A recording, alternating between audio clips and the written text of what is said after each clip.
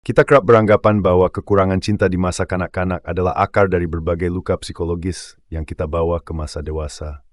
Kita tumbuh dengan jiwa yang terbelit, penuh dengan kecemasan, rasa malu yang menghantui, dan ketidakpercayaan diri. Karena di masa itu, kita diabaikan, direnggut dari kasih, perhatian, dan kehangatan yang menjadi hak kita. Namun, ada sisi lain yang lebih misterius dan kompleks. Sisi yang lahir bukan dari kekosongan, tetapi dari limpahan yang berlebihan. Ini adalah fenomena yang kita kenal sebagai sindrom anak emas. Bukan karena kita ditelantarkan atau diabaikan, melainkan sebaliknya, kita dicintai dengan intensitas yang tak wajar, hampir mencekik. Kita menjadi korban pujian berlebihan atas kemampuan yang tak kita miliki, ke dalam bayang-bayang ekspektasi yang bukan milik kita, melainkan impian dan hasrat tersembunyi dari mereka yang merawat kita. Dalam niat yang tampaknya lembut, namun berujung pada manipulasi tanpa disadari. Bayangkan seorang anak yang sejak kelahirannya dipuja-puji sebagai sosok luar biasa, sangat indah, pintar, berbakat, dan diyakini akan mencapai takdir yang istimewa. Dunia kelabu yang dihuni oleh orang biasa dengan segala kepedihan dan kesalahan mereka, tampaknya bukanlah takdir sang anak.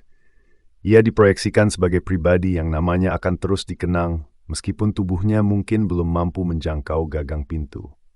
Pada awalnya, ini memberi kesan keamanan dan keyakinan yang kokoh.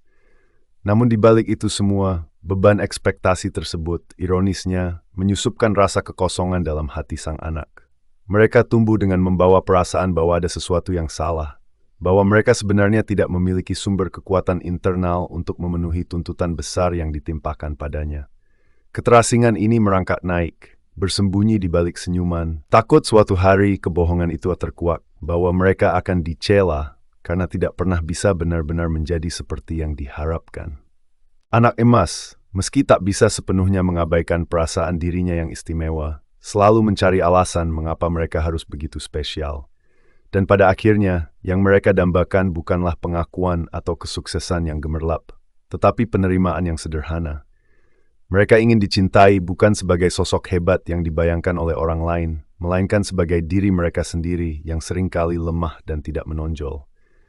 Mereka, seperti kita semua, ingin dilihat apa adanya, dimaafkan atas kesalahan-kesalahan kecil, dan diakui dengan kehangatan manusiawi. Namun, ketika mereka dipaksa untuk bertanggung jawab atas mimpi orang lain, jiwa mereka terluka.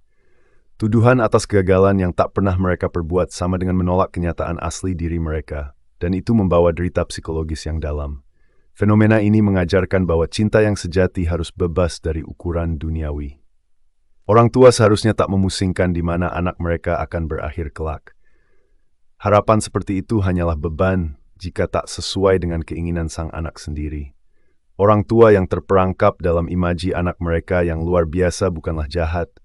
Mereka hanyalah mencoba menutupi kekosongan dalam diri mereka sendiri, menyematkan mimpi yang tak pernah terwujud, atau menyelamatkan hubungan yang tak bisa diperbaiki. Anak emas ditakdirkan untuk menghadapi kekecewaan ketika harapan-harapan ini tak pernah terwujud.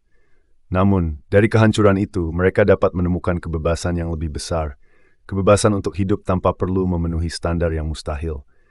Mereka bisa menemukan bahwa hidup, meski tanpa kilauan, tetap berharga. Kita bisa menjadi diri kita sendiri, mungkin dalam bentuk yang sederhana, namun tetap layak dicintai dan dihargai.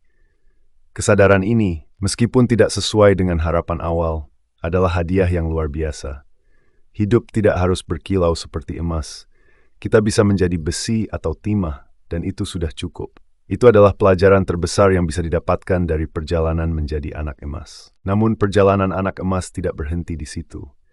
Di balik reruntuhan harapan-harapan yang ditanamkan sejak kecil, tersimpan pelajaran paling mendasar tentang manusia dan cinta. Ada keindahan yang terlahir dari kerapuhan, dari pengakuan bahwa tidak semua harapan harus dipenuhi, dan bahwa kehidupan tak harus sempurna untuk menjadi bermakna. Dalam keheningan, ia belajar menerima dirinya, bukan sebagai bintang yang bersinar terang, tetapi sebagai bagian dari hamparan malam yang luas dan misterius. Menerima bahwa menjadi cukup itu sudah berharga adalah bentuk kebijaksanaan yang jarang dimiliki. Anak emas akhirnya menyadari bahwa tidak ada prestasi gemilang yang perlu dikejar hanya untuk merasakan cinta. Bahwa penghargaan sejati datang bukan dari pengakuan dunia, tetapi dari dalam, dari perasaan bahwa kita layak untuk diterima apa adanya, meskipun dunia mungkin tidak melihatnya demikian. Seiring waktu, ia menyadari bahwa harapan orang tua bukanlah sesuatu yang jahat, melainkan cara mereka menyampaikan cinta dalam bentuk yang mereka pahami. Namun, cinta itu terkadang bisa melukai, bahkan ketika maksudnya baik. Ia mulai memahami bahwa untuk benar-benar merasakan kebebasan, ia harus melepaskan diri dari belenggu ekspektasi yang tidak realistis dan mulai membangun harapan-harapannya sendiri, sebuah proses yang panjang, terkadang menyakitkan, tapi sangat melegakan. Anak emas kini menyadari bahwa ia tidak harus menjadi sosok legendaris yang diimpikan orang tuanya. Ia hanya perlu menjadi dirinya sendiri. Dalam proses ini, ia menemukan sesuatu yang lebih berharga daripada ketenaran atau kesuksesan yang gemerlap. Ia menemukan kedamaian. Kedamaian dalam menerima keterbatasan, dalam memahami bahwa kelemahan bukanlah cacat, melainkan bagian dari keutuhan dirinya sebagai manusia. Di sanalah, dalam ruang sunyi tanpa sorotan, anak emas mulai merasakan cinta sejati. Bukan cinta yang dituntut oleh ekspektasi, melainkan cinta yang tumbuh dari penerimaan diri. Ia memahami bahwa cinta yang paling tulus adalah cinta yang membebaskan, bukan yang mengikat. Cinta yang tidak menggantungkan nilai diri pada pencapaian, melainkan pada keberanian untuk menjadi diri sendiri, sepenuhnya dan apa adanya. Di balik kisah ini, tersimpan pesan bagi kita semua. Hidup bukanlah tentang seberapa tinggi kita bisa mendaki, atau seberapa terang kita bisa bersinar. Hidup adalah tentang menemukan kedamaian dalam menjadi diri kita sendiri, dalam menerima bahwa kita layak dicintai, bahkan di saat-saat paling rentan. Dalam dunia yang seringkali penuh dengan harapan yang tidak realistis dan tuntutan yang menghimpit, anak emas mengajarkan kita bahwa keindahan sejati terletak pada kebebasan untuk menjadi apa adanya, tanpa perlu membuktikan apapun kepada siapapun. Dan dari kesadaran itulah lahir kekuatan sejati. Bukan dari pujian kosong atau impian yang tak terjangkau, melainkan dari penerimaan akan diri sendiri yang apa adanya, rentan, penuh kesalahan, tapi tetap berharga. Anak emas telah belajar bahwa dunia mungkin tidak selalu memahaminya, tapi itu tidak apa-apa. Karena cinta sejati tidak menuntut untuk dimengerti oleh semua orang, cukup dengan merasakan bahwa kita pantas mendapatkan cinta, bahkan ketika menjadi diri kita sendiri.